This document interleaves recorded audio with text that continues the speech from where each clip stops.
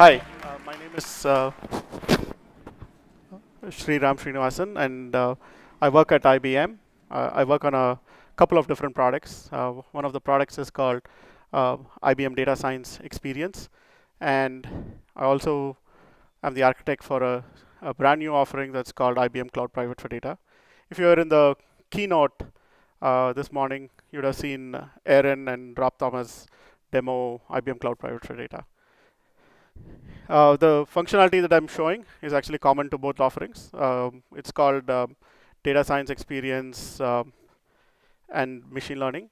So what I wanted to talk today about was a kind of a slightly different perspective. I'm not a data scientist. I'm not a machine learning practitioner. I'm a software developer by training and trade. So my view here is slightly biased towards that approach, and that's how I kind of pitch this abstract as well.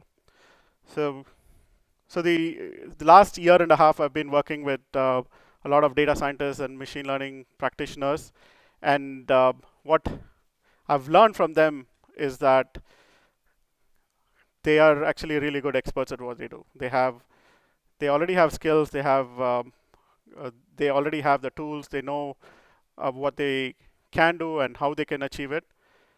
But what I brought to the table was my background on running highly scalable systems. How to set up a very, shall we say, governed kind of experience? How do I ensure a set of software engineering practices?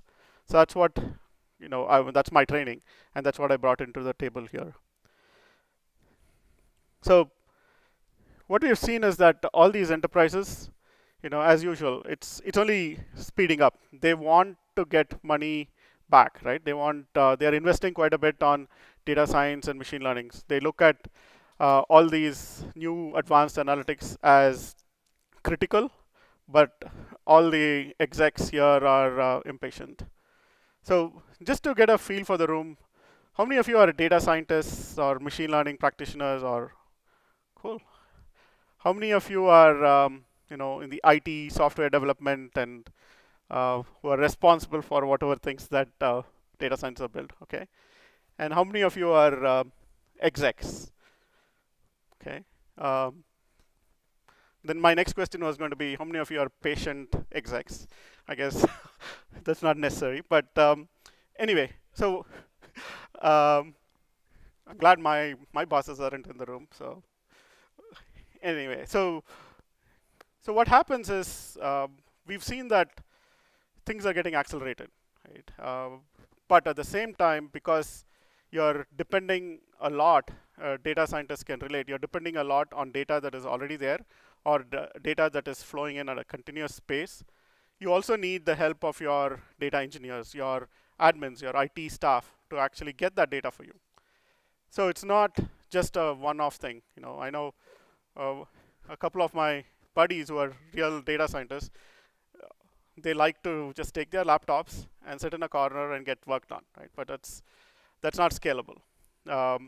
So you also see that on all these enterprises, the concept of a cloud native application, or essentially the economics of scale, how they can repartition their resources, reallocate their resources to the next promising thing, gets very, very important, right? So we also seen the concept of saving human time, right? And in the sense that human resources are more expensive than compute resources nowadays. So they want to make sure that there is, I think I was in another session. Oh, yeah, it was the Forrester session, right? Where I kind of like that phrase where he said no ops, right? So everybody is trying to do that because human compute is actually quite expensive. So you need to have that capability, the automation, the reliability that comes with it. You don't want people to have to manage everything. So some amount of self-service becomes important.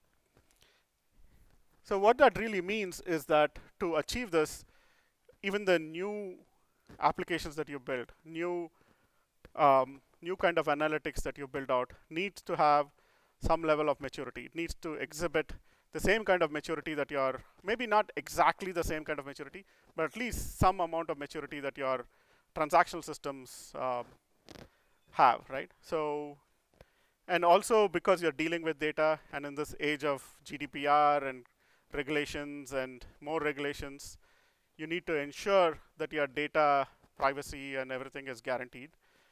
There will be audits on a frequent basis. If you're a healthcare company or if you're or a financial company, you can relate. You are held to terms, and you have to kind of explain everything. So I'm a software developer, and I have to explain things too, right? So I can understand from that viewpoint. So I try to document what I've heard from data scientists, right, or the data scientists that I've spoken to, and I thought this was a kind of a good way to summarize it, but I don't know if it is sufficient or if there are other details, and I'm hoping that you can give us some feedback on what your concerns are. But I thought it's about getting access to data. You don't want to, as data scientists, are you interested in building data pipelines or doing plumbing and transformations? I did not get the sense from talking to any data scientists that they wanted to be in that business, not where they're trained to be. A lot of them have statistics background, and they don't want to be building ETL pipelines, for instance. And data scientists, machine learning, there are so much of open source packages, right? So it's not as if this is a brand new field. It's been around for a while. It has evolved quite a bit, and there's so much of open source that you can use. And one of the concerns is, hey, in my enterprise, am I allowed to use this particular version of this package? What is the legality of it? So you won't believe how many calls I've been in where I've sat between an IT person, a system admin, who's running a secure data center, and a data scientist on either side, and trying to mediate things. Like a data scientist wants these 5 packages, and they said, oh, I can use it in my laptop. All I have to do is do pip install or conda install, and it works. And he says, oh, it doesn't work in the data center. And the system admin says, no, of course not. It's not supposed to. You're not allowed to go and grab anything that you want. There's a curation mechanism. So apart from that, it's about collaboration. How do you report progress? How do you collaborate with other users? How do you publish your work to your execs?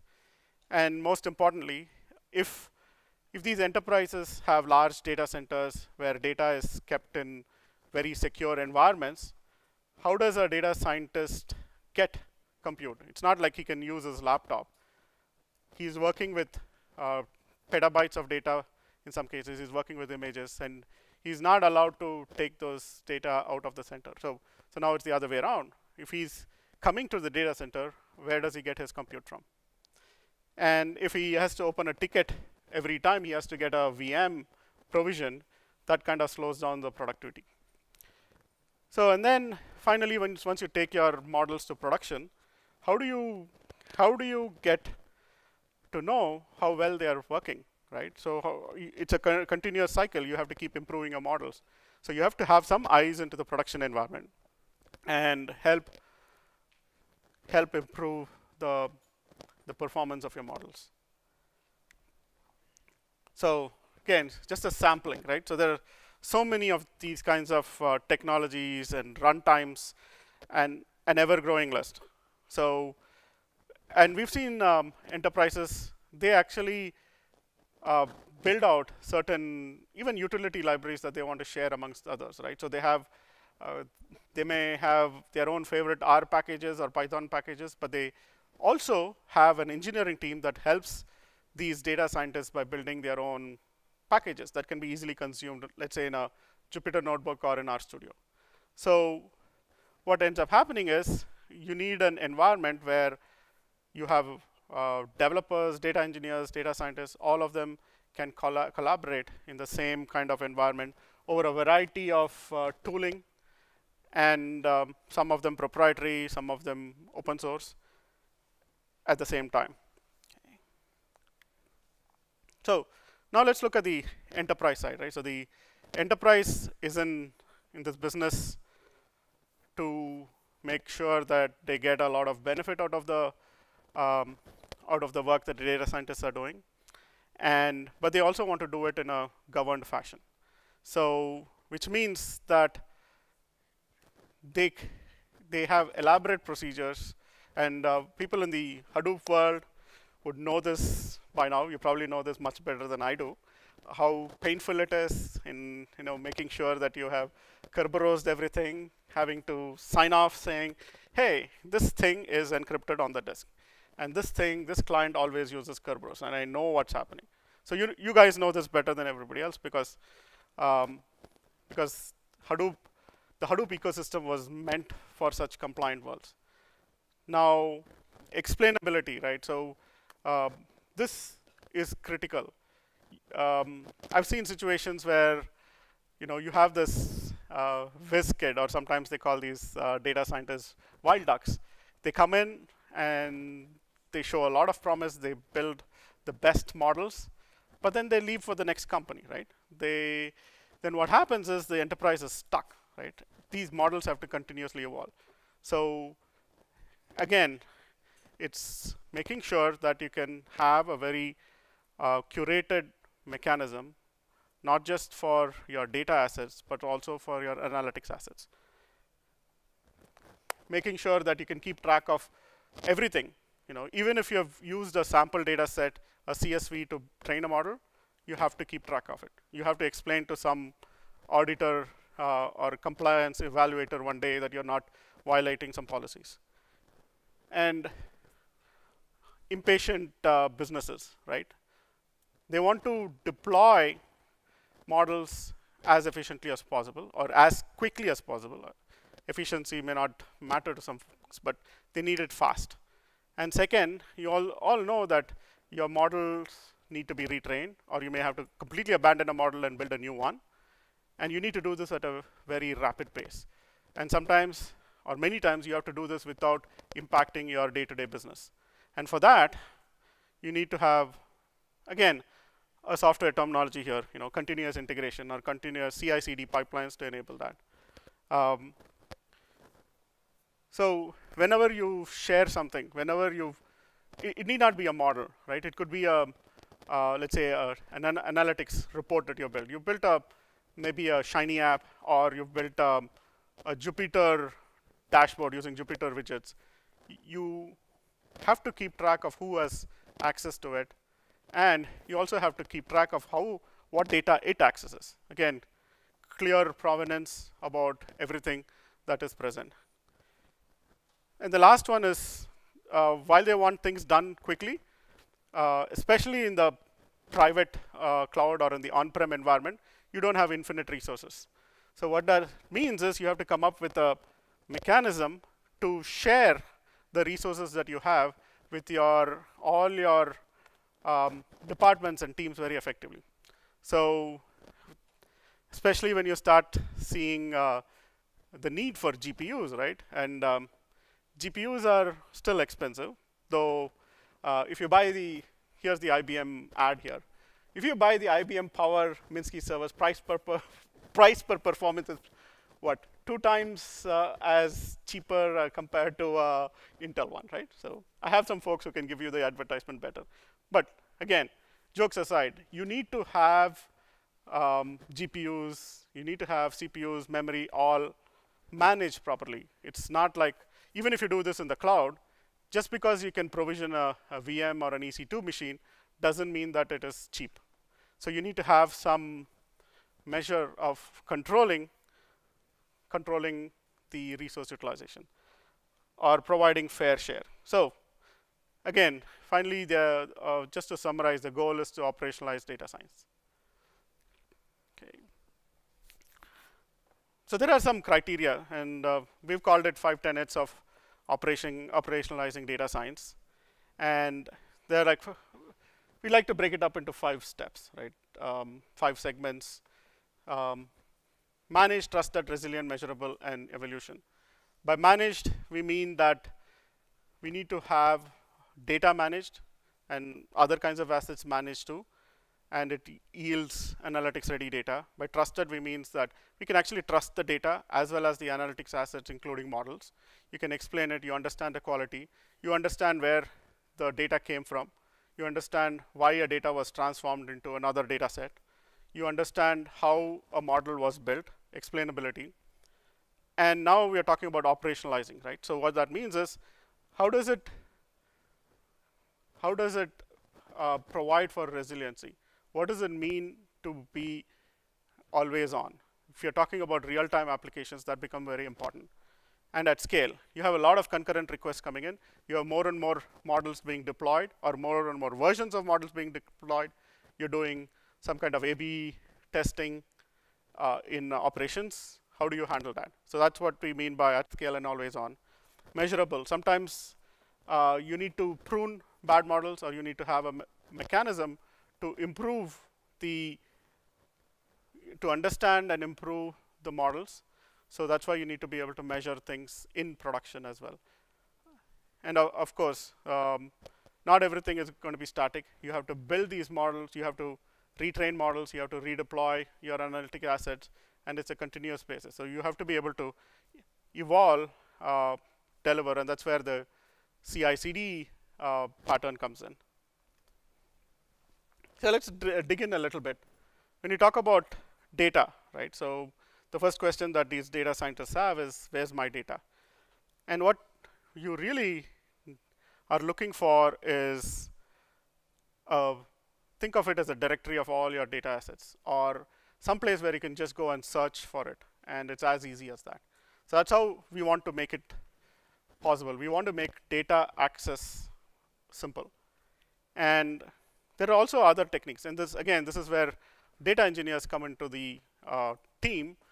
They enable data to be ready for analytics, right? Which means that they use ETL, they use data virtualization techniques, or they also have to deal with anonymization, or at least be able to track where sensitive data is in the whole pipeline. Okay. And then you notice that I kind of jumped. I'm not talking about training models. I'm not talking about building analytics assets. I'm assuming that data scientists know all of that, right? And they know how to get their models trained. Yep. On your slide before, I'm a little bit curious about the virtualization concept. I understand the notion of tailoring data fit for purpose for your analytics and transformations comes into play there, but I would have expected that most of the data scientists would want the data to be in a data lake or in a variety of places. Virtualization means to me like it's pulling it from an operational store, which I don't know if it could suffer that load. So virtualization also refers to a blanket of or a collection of techniques that allow you to restrict and control what data is accessed, and also to give you, shall we say, an anonymized or de-identified view of data. So it also refers to a situation where every data scientist may not be allowed access to a particular data store, or you're joining data from different data stores, and somebody, let's say there's no data engineer, or they don't want to do ETL in the first place. So they want to grab some real-time data. Let's say you're doing real-time scoring, but they don't give data scientists access to that data source. So they use some virtualization pipelines and caching strategies in the middle to do that. Yeah. So data scientists have built their models, right? And now their next item here is to understand how, or for others to understand how this model was actually built. We have to, from a data scientist perspective, they have to trust the data that they got, right? And that's where curation comes in. That's where keeping track of data and the quality of data comes in. But once the data scientist or the machine learning practitioner have developed their applications or their models, you have to explain the model clearly, right? Again, from an enterprise perspective, your model needs to be trusted by the consumers. So there are some metrics that are important. Obviously, certain things are simple metadata. Tell me what data sets you use to train, what kind of sample tests have you done. Look at, but you also need to tell me whether you just did it on your laptop or you used a GPU on this data farm to actually train your TensorFlow model. So the reason is by providing some of the details and perhaps even the jobs, training jobs or the scripts that you use to train the model, you actually promote a lot of openness to, and you describe to others in much more clearer terms how the model was built. So again, you promote trust. And what that also means is that it is again going to be repeatable. So you can prove that it's not like a one-off thing. And remember, models have to be retrained possibly on a continuous basis, and the repeatability becomes important. So you can actually get users to your clients to actually use the model. So again, we look at this as an enterprise catalog, and the enterprise catalog is not just for data, but also for other kinds of assets. So it has data, the models themselves, analytics assets, scripts that were built, all of that is kind of curated and managed inside a catalog. And dependable for your business means that it is always on, it scales, highly available, it is usable in real time. You have a more important model or a model that is much, much more popular. You want to scale it out in the sense that you want to run 6 copies of that scoring server instead of 1. You also want you also realize that your model actually may need more resources. It's an important model, so you scale it up. You reserve CPU and memory for it. And again, what this implies is a platform that can support this. There is also automation involved, right? So you want to be able to automatically upgrade versions of this model. All of this for elasticity, for repeatability, everything, you really need a platform. And we talked about this earlier about measuring the performance of a model. Frequent jobs that run to track the metrics associated with the model. You test the model for model decay, and you have some thresholds to alert you when models go bad, for example. So you need to be able to instrument your model. And sometimes the best model may take so much of resource that it might be way too expensive to use, right? So you also need to look at the resource consumption. Your model might be great, might be perfect, but if it responds in 1 second, whereas your client expects a response in 40 milliseconds, it's still not a great model, right? So you need to look at accuracy, latency, cost, everything. So you need to be able to instrument all of that in production.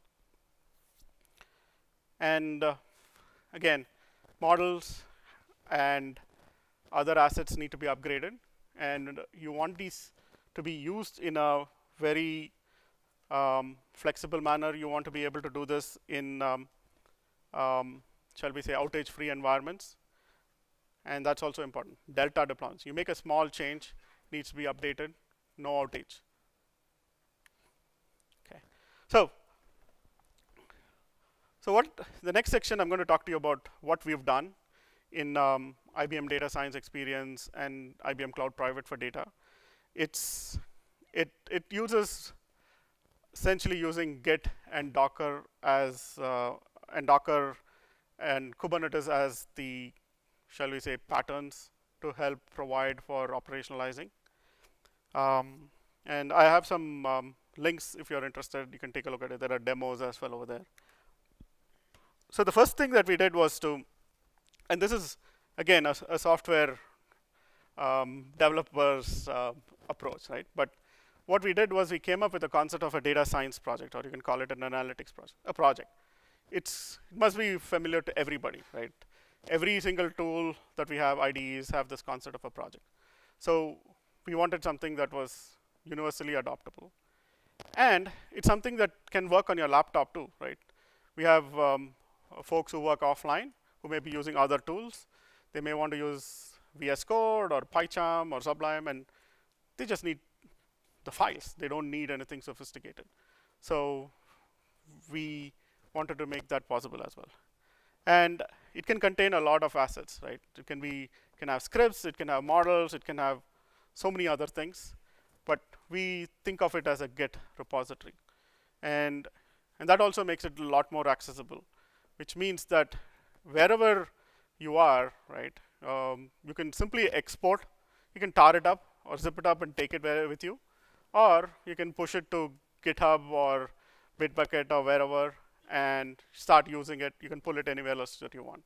So now what happens is, um, this is not only to solve the collaboration problem, but it also helps us solve the tracking problem. So again, all of this from a software perspective, it's what we've done for software for years, right? And we have great integrations with GitHub, Travis. You can use Jenkins to do certain things. You can take something from dev, test, production, all of that very nicely. So think of a project as one container, one directory structure that can be used by many tools, many users, and yet synchronizable. The second part is actually to provide what we call reproducible environments. And so what we've done is we use Docker and Kubernetes. Docker image for us represents a runtime, which is essentially, think of it as something that can be stood up anywhere that supports Docker. But as an example, you can think of Anaconda 5.1 with the Python 3.6 or whatever.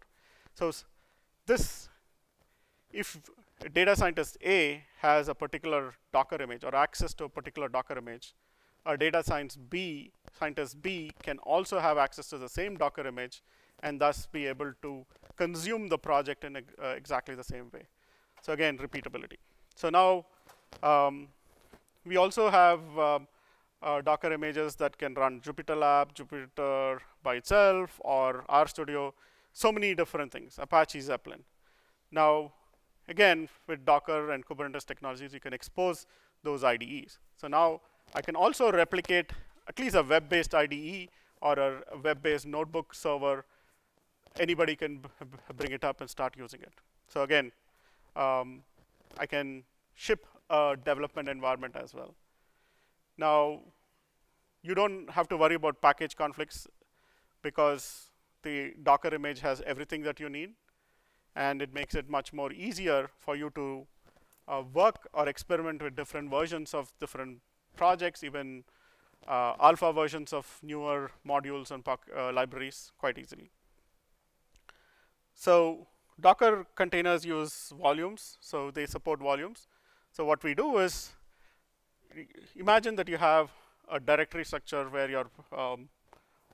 your project is kept, right? So inside a Docker volume or a Kubernetes pod, we simply mount that as a volume.